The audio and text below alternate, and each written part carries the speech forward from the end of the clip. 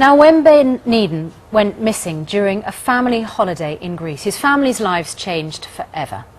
Ben was just 21 months old when he disappeared from outside his grandparents' farmhouse on the island of Kos back in 1991. Well, his mother, Kerry Needham, has never given up hope that her son might be found, and she's been looking for him ever since. More recently, she's been using social networking sites like Facebook and Twitter to help raise awareness. And Kerry joins us now. Good morning, Kerry. Good morning, Kerry. It was a long time ago, but those of us who were around at the time remember it very well because it's a terribly sad story. Just remind us briefly what happened the day that he disappeared. Okay, well, it was actually, my dad was renovating a farmhouse for a Greek gentleman. My dad's a builder. It wasn't actually our farmhouse. And it was basically a derelict building. Ben was playing outside the doorway of this farmhouse, coming in and out, getting some water, pouring it over his head, mixing it in the sand and things like that, playing with his toys. And he'd gone quiet for a couple of minutes. He'd not just been back inside, and only for a couple of minutes. My mum came outside the doorway and he just wasn't there, nowhere to be seen. And 20 years on, what progress, if any, has been made in the search for him? Well, in the search for actually finding him, things have moved on regarding authorities and things like that. South Yorkshire Police are now very much involved in the investigation. They're working alongside the Greek police, which is, you know, a massive breakthrough. It's taken 20 years for this to happen.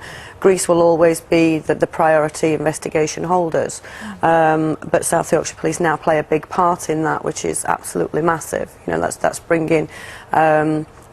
I don't want to be, you know, rude, but, you know, intelligent CID officers taking hold of a case, taking it apart bit by bit, and then rebuilding it and see what we go from there.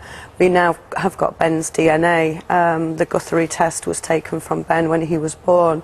It took 6 months to get it. We had to apply to the High Court in London, which we got that speck of blood, and Ben's DNA has now been extracted from that. And that could be critical, Absolutely, couldn't it? Because if somebody of a similar age is taken into hospital or for whatever reason is involved in some sort of process, it will be on a database, and that could be a moment when it's absolutely. I know that it's on the UK DNA database, and I think it will be, you know, put on whichever country holds a DNA database. Ben's will be uploaded on there, which is, you know, it's huge. It's a massive breakthrough for us.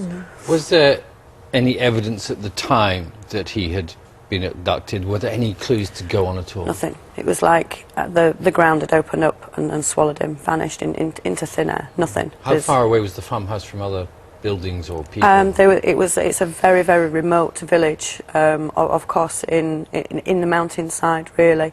There was probably at that time probably about another four houses, you know, like little farmhouses, something like that. It was a massive, vast, wide open space of farmland and things like that. There wasn't a proper road in and out. It was like a dirt track. It was, you know, so remote. It was unbelievable.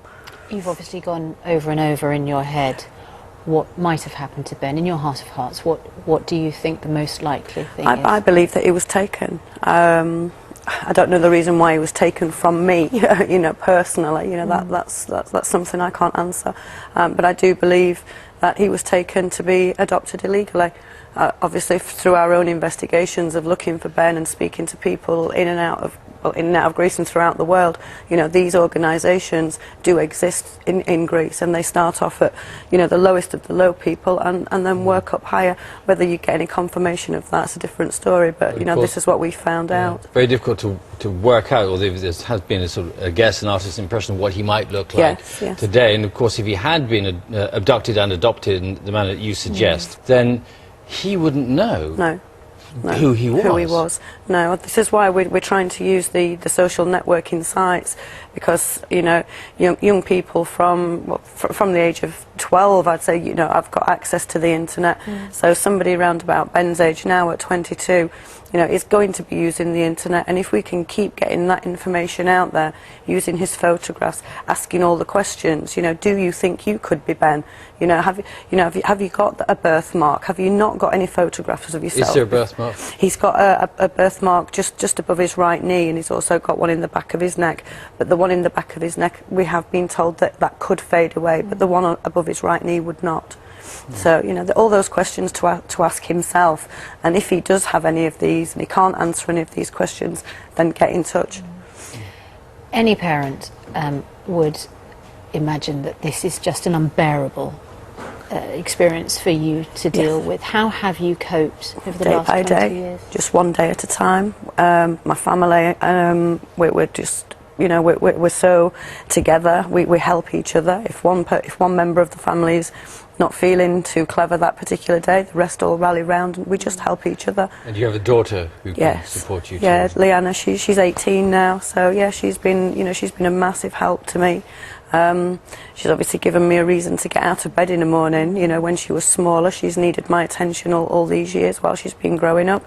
And I suppose just the love for Ben as well, and to get to the truth, because obviously Ben deserves to know the truth. You know, he's an adult now and he's probably got his own life, but he does deserve to know the truth to what happened to him. Kerry, thanks very much indeed. No problem. Thank you. This morning, we wish you all the very best. Thank you very much. Kerry Needham.